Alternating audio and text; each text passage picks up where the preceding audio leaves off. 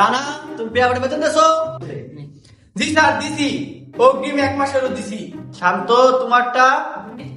Sir আমারটা বাকি। আচ্ছা, কোনো সমস্যা নাই। বলো তো রানা, একা রাখ কত? স্যার 1 আর 1 10। अबे पढ़ाई लिखाई में ध्यान लगाओ, आईएएस बनो और देश को संभालो, लेकिन नहीं। ঠিক আছে, গুড গুড। শান্ত, বলো তো জাতর মাছের নাম কি?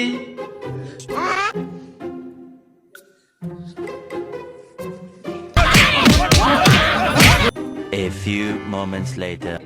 তুমি বলো তো জঙ্গলের রাজা কে? স্যার শিয়াল।